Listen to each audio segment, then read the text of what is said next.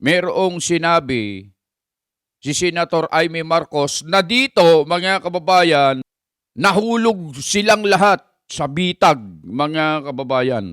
Santabi na natin yan. Susumiti ako sa hiling ng ating SP Alan na i-withdraw ang video kung yan ang gusto. Sana kapalit niyan, ipangako natin lahat sa ating taong bayan na walang term extension na mangyayari. Yan. At na may eleksyon sa 2028. Yan. Yun lang po ang aking hinihiling.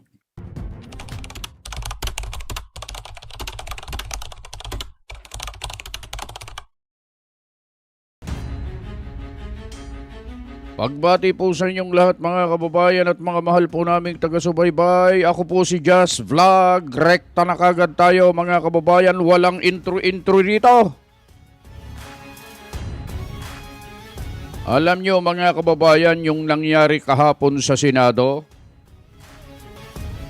Doon sa panahon na si Senator Amy Marcos ang nag-deliver ng kanyang privilege speech na may kalakip na video ng pagbubulgar sa mga nangyayari, plano sa mga hinaharap, mga kababayan. Napakatindi ng taktikang ito ni Senator Amy Marcos, mga kababayan. Hindi po namamalayan ng mga minority senators na sila po ay nahulog. Nahulog po sila sa bitag ni Senator Amy Marcos, mga kababayan. At ang ganda lang nangyari ha. Alam nyo mga kababayan, noong nag-privilege speech si Senator Amy Marcos, kung hindi nyo po napanood yung video, live stream tungkol dyan, pumunta kayo doon sa ating channel. Doon ang title nun ay Ang Mainit na Sagutan sa Senado. Yun. Nandun yung privilege speech ni Senator Marcoleta, privilege speech ni Senator Amy Marcos, at yung sagupaan na. Gusto nilang i-strike. Gusto nilang tanggalin sa record ng Senado yung ginawang privilege speech ni Senator Amy Marcos kasama yung video, mga kababayan. Alam nyo, pagkatapos na siyempre naglabas ng saloobin ang mga halos lahat ng mga nasa minorya na mga senador ay tumutol, mga kababayan, doon sa privilege speech ni Senator Amy Marcos. Isa lang po sa kanila ang hindi tumutol, mga kababayan. Alam niyo kung sino? Siya si Senator Lito Lapid, mga kababayan. Nung matapos nang magsalita lahat ng mga nasa minorya, nagsalita, tumayo si Senator Alan Peter Cayetano. Ang ganda ng sinabi niya, mga kababayan, ni Senator Cayetano, yung Senate President. Sabi niya, doon pa lang sa bungad niya nagbanggit siya ng talata tungkol doon sa kung ano yung itinanim, yun ang aanihin. Tapos ang tanong niya ganito, ano ba ang itinanim natin noon? Yan. At yun ang inaani natin ngayon. Kasi totoo yung nandun sa Bible na sinabi niya Kung ano yung itinanim, yun ang aanihin mo. Kung ano yung ginawa mo noon, yun ang resulta ng mga nangyayari ngayon. Parang ganon ang gustong sabihin ni Senator Cayetano na yun ang totoo, mga kababayan. Pero, pagkatapos niyang ihayag yung kanyang point of view, kumbaga, sa bandang huli, mga kababayan, eto, napakagaling ni Senator Cayetano din, Sinakyan yung patibong ni Senator Amy Marcos. Sabi niya, nakikisuyo kay Senator Amy Marcos na i-withdraw na lang yung kanyang privilege speech kasama nung video. Pero, mga kababayan, ito, yung pakiusap ni Senator Alan Peter Cayetano kay Senator Marcos na i-withdraw, pumayag si Senator Amy Marcos, mga kababayan. Pumayag siya.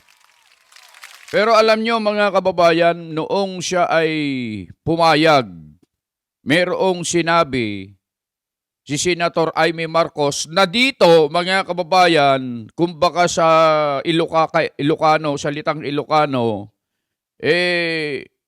naikurusong daamin, di abot. Ibig sabihin nahulog silang lahat sa bitag, mga kababayan. Paano ba yan, Gajas?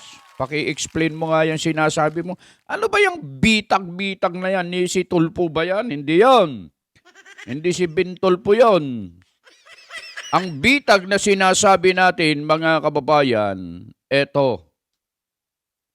Di ba ipinalabas yung mga tungkol doon sa CONAS? Nandun sa video yun yung plano nila sa CONAS, yung planong naibulgar yun pati yung plano nilang no election sa 2028 at ang plano nilang ma-extend ang panunungkulan ng mga senador, congressman hanggang sa presidente hanggang 2031. Yun yung mga nilalaman ng video na may mga supporting video rin yun batay sa mga ipinahayag o ibinalita ng mga mainstream media, mga kababayan. Okay. Pumayag na si Senator Amy Marcos. Eto ngayon, mga kababayan, ang nangyari. Mayroong kondisyon si Senator Amy Marcos na sige, okay, payag na po ako doon sa request ng ating Senate President na i-withdraw yung aking privilege speech kasama yung video. Pero may kondisyon. Anong kondisyon? Lahat kayo, sabi niya, lahat tayo rito ay magkaisa tayo at tiyakin, siguraduhin na magkakaroon ng eleksyon sa 2028. Yan ang sinabi ni Senator Amy Marcos. Ano pa? Sa kondisyon na walang term extension. Ano pa? Sa kondisyon na walang CONAS, pagpapalit ng konstitusyon. Hindi mangyayari yan. Ha? Pati yung sinabi ni Soto na pabababain ang edad ng tatakbo sa posisyon bilang presidente. Kasi sinabi yun ni Soto wala lahat yun. So gusto nila talaga, gumagawa sila ng paraan na hindi makatakbo talaga ang pambato ng Berde, mga kababayan. Alam nyo lang kung sino yun, mga kababayan. Eto ngayon, nagsalita yung mga senador sa pamamagitan ni Senator Mig Zubiri. Hindi talaga kami papayag dyan, sabi niya. Lahat kami rito. Walang pumapayag na walang eleksyon. Ibig sabihin, lahat kami. Lahat kami, pati si Bam Aquino, lahat sila ng mga minority pumayag doon sa kondisyon ni Senator Amy Marcos na tuloy ang eleksyon sa 2028. Walang term extension, walang CONAS, at mga kababayan, yun yung sinasabi natin na taktika ni Senator Amy Marcos para nang sa ganon, sa punto na yun, sa pagkakataong yun, mga kababayan, ay makita ang reaksyon ng lahat ng mga senador, lalong-lalo na yung mga nasa minorya, na silang lahat talaga ay pumapanig na magkaroon ng election sa 2028, walang extension ng term at walang CONAS. Yun yung sinasabi natin na naisahan sila ni Senator Amy Marcos. At ang ganda ng pagkaka-build up din Kasi Senator Alan Peter Cayetano, hindi siya nag-object na katulad ni Senator Marcoleta. Si Senator Marcoleta po kasi mga kababayan, inobject niya yung kanilang motion na i-strike out yung privilege speech ni Senator Amy Marcos, pati yung video. Inobject niya yon. Pagkatapos, lahat sila tumayo, nagpaliwanag. Ayaw nila talagang ipalabas, ayaw nilang manatili sa record. Gusto nila ipabura lahat ng mga minority maliban kay Senator Lito Lapid, mga kababayan. At yun nga ang nangyari. Naisahan! Wala silang kamalay-malay, nahulog sila sa patibong ni Senator Amy Marcos, mga kababayan. Kaya pagdating ng araw at mangyayari yung sinasabi nilang walang eleksyon, term extension, con-as na yan, ang nangyari po kahapon mga kababayan na pagpayag nila doon sa kondisyon na ibinigay ni Senator Amy Marcos, isisingil po sa kanilang lahat yan mga kababayan. Ganon ang mangyayari yan. Ayun ang sinasabi natin na napakalaking patibong na nahulog ang mga minority senators nang hindi nila namamalayan, mga kababayan. Galing, ano? So, congratulations at eto, narinig natin mga kababayan. Hindi kami pumapayag dyan. Lahat kami. Gusto namin ng eleksyon. Mga ganun ang sinasabi ng mga minority na kahapon. Walang konlas-konlas, hindi namin napag-usapan yan. Mga ganyan, mga palusot. Kasi nga, mga kababayan, pumutok na. Kaya ganun talaga. Ngayon, mga kababayan, malinaw po yan. May eleksyon sa 2028, walang term extension, walang con-as, at mga kababayan, yung napurnada, ibig sabihin napurnada na yung plano ng minority ngayon na hindi na magkakaroon ng eleksyon sa 2028. Binigyan lang namin ito ng konting reaksyon. Pero mga kapatid mga kababayan hindi ko pa pala naipapanood sa inyo ito. Baka sabihin ninyo boka-boka lang. Baka sabihin nyo rin hausyaw yung sinasabi natin. Mas maganda panoorin natin to, panoorin natin. Santabi na natin yan. Susumiti ako sa hiling ng ating SP Alan na i-withdraw ang video kung yan ang gusto.